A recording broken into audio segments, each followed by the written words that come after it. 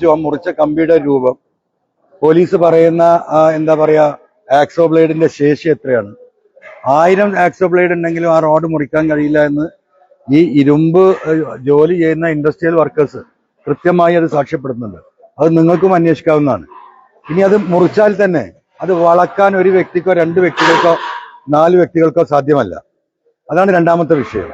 പിന്നെ ഡ്രമ്മിന്റെ കാര്യം, അതിപ്പോ നമ്മളിവിടെ കൃത്യമായി കാണിച്ചു. ഒരു നിലക്കും 3 ഡ്രമ്മിന്റെ മുകളിലേക്കോ അല്ലെങ്കിൽ 2 ഡ്രമ്മിന്റെ മുകളിലേക്കോ ഒരാൾക്കും കയറാൻ കഴിയില്ല.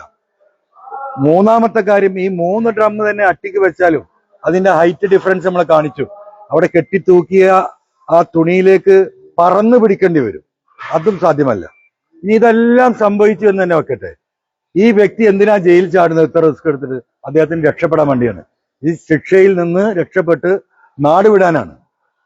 സ്വാഭാവികമായിട്ടും ഞാനാണെങ്കിലും നിങ്ങളാണെങ്കിലും ലോകത്ത് ഏതൊരു മനുഷ്യന്റെയും ആ ജയിൽ ചാടുമ്പോൾ ഉണ്ടാകുന്ന അവന്റെ ഇന്റൻഷൻ എന്താണ്? രക്ഷപ്പെടുക എന്നാണ്. ആ രക്ഷപ്പെടാനുള്ള മാർഗം ആ ജയിൽ പരിസരവും ആ പ്രദേശത്ത് നിന്നും എത്രയും പെട്ടെന്ന് ഓടി രക്ഷപ്പെടുക എന്നാണ്. ആ ഓടി രക്ഷപ്പെടാൻ ഗോവിന്ദചാമി ശ്രമിച്ചിട്ടില്ല. അതിൽ പോയ ഒരു പാണ്ടി വണ്ടിക്കും അദ്ദേഹം കൈ കാണിക്കുന്ന നമ്മൾ കാണുന്നില്ല. ആ കാണിക്കുന്ന ടിവിയിൽ CCTV സുഖമായിട്ട് നടന്നു പോകുന്നതാണ് നമ്മൾ കാണുന്നത്. ഏതെങ്കിലും ഒരു ലോറിയിൽ കയറി അദ്ദേഹത്തിന് പോകാം. ഇനിയിപ്പൊ അതുമല്ലെങ്കിൽ അദ്ദേഹത്തിന്റെ സ്ഥിരമായിട്ടുള്ള യാത്ര ട്രെയിനായിരുന്നു. ട്രെയിനിൽ വെച്ചിട്ടാണ് ഈ ക്രിമിനൽ ആക്ടിവിറ്റി മുഴുവൻ നടത്തിയിട്ടുള്ളത്. അരമണിക്കൂർ നടന്നിട്ട് റെയിൽവേ സ്റ്റേഷനിലെത്തും. 15 മിനിറ്റ് നടന്നാൽ റെയിൽവേ ട്രാക്കിലെത്തും. ഇതെല്ലാം സുപരിചിതമായ ഗോവിന്ദചാമി അവിടെ 10 മണി വരെ ജനങ്ങളെ കയ്യിൽ പെടുന്നത് വരെ ഈ ജയിലിന്റെ പരിസരത്ത് ഒളിച്ചു നിന്നു എന്ന് പറഞ്ഞാൽ നമുക്ക് എങ്ങനെ വിശ്വസിക്കാൻ സാധിക്കുക? അപ്പോ ഇതിൽ നമ്മൾ മനസ്സിലാക്കേണ്ടത്, ഈ പറയുന്ന ഒരു ആക്ടിവിറ്റിയും കോർട്ട് ജയിലിൽ നടന്നിട്ടില്ല. നടന്നിട്ടുണ്ടായിരുന്നെങ്കിൽ പത്രമാധ്യമ പ്രവർത്തകരായ നിങ്ങളെ സാധാരണ ഒരു ക്രിമിനൽ കേസ് അന്വേഷിക്കുമ്പോൾ പ്രതിയെ തെളിവെടുക്കാൻ കൊണ്ടുപോകുമ്പോൾ നിങ്ങളും കൂടെ പോകുന്നതാണ്. നിങ്ങൾ ഷൂട്ട് ചെയ്യാറുണ്ട്. കേരളത്തിൽ അത് ജനങ്ങളുടെ മുന്നിൽ അത് സാക്ഷ്യപ്പെടുത്താറുണ്ട്.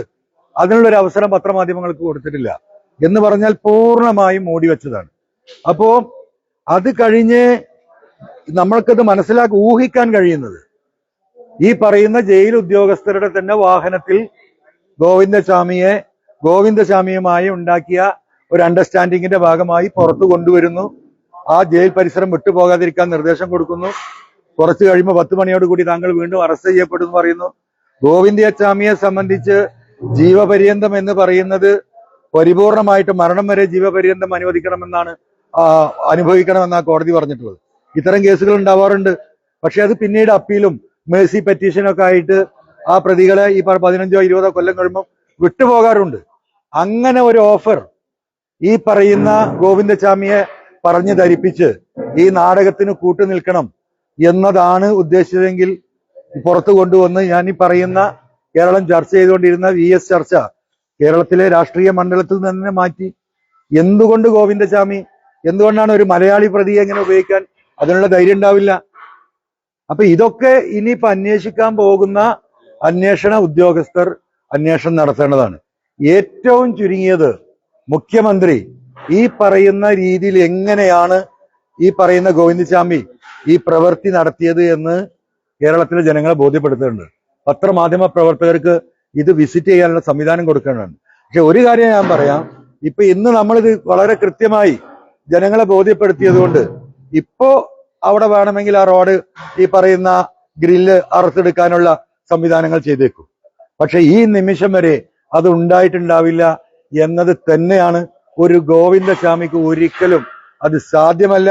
5 ഗോവിന്ദചാമിമാര് 2 കൈയുള്ളവർ വിചാരിച്ചാൽ നടക്കാത്ത കാര്യം നടന്നു എന്നാണ് ഇവിടെ ബോധ്യപ്പെടുത്തുന്നത്.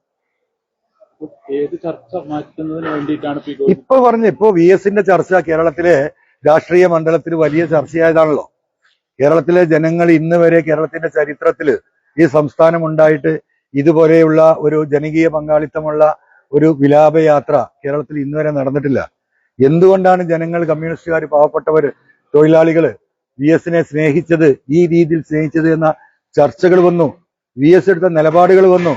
ആ VS-നെ തരം താഴ്ത്താൻ CPM-ന്റെ പിണറായി വിഭാഗം നടത്തിയ അവരുടെ പ്രവർത്തികൾ ഇവിടെ ചർച്ചയായി. പിരപ്പൻകോട് മുരളിയുടെ സ്റ്റേറ്റ്മെന്റ് വന്നു. ഈ ക്യാപിറ്റൽ പണിഷ്മെന്റ് ഇവിടെ ചർച്ചയായി. ഇവിടെ പലതും ചർച്ചയായി. ഇന്നത്തെ പിണറായിസ ഗ്രൂപ്പിന് വമ്പൻ തിരിച്ചടിയായി. രാഷ്ട്രീയത്തില് മരിച്ച പറയുന്ന VS മാറി എന്നതൊരു വസ്തുതയാണ്. ആ ചർച്ച അവസാനിപ്പിക്കാൻ ഈ പറയുന്ന മുഖ്യമന്ത്രിയുടെ ഏറ്റവും അടുപ്പക്കാരനായിട്ടുള്ള ADGP അജിത് കുമാറിന്റെയും ഈ പറയുന്ന P ശശിയുടെയും തലയിൽ ഉദിച്ച ഒരു കുബുദ്ധിയാകാൻ മാത്രമേ ഈ പറയുന്ന ഗോവിന്ദചാമിയുടെ ജയിൽ ചാട്ടത്തിനുള്ള സാധ്യതയുള്ളൂ. അല്ലാതെ ഈ പറയുന്ന രീതിയിൽ അഴിമുറിച്ച് ഉപ്പ് തേച്ച് ഡ്രം അട്ടിക്കിട്ട് അതിന്റെ മുകളിൽ കയറി പുറത്തു ചാടി നാട്ടുകാർ പിടിക്കുന്നവരെ അവിടെ ഈ ജയിലിന് ചുറ്റും ചുറ്റി നടന്ന ഒരു ഗോവിന്ദചാമിയെ, അതാണ് ആ കഥ, ആ സ്റ്റോറി വിശ്വസിക്കാൻ കോമൺ സെൻസ് ഉള്ളവർക്ക് സാധ്യമല്ല.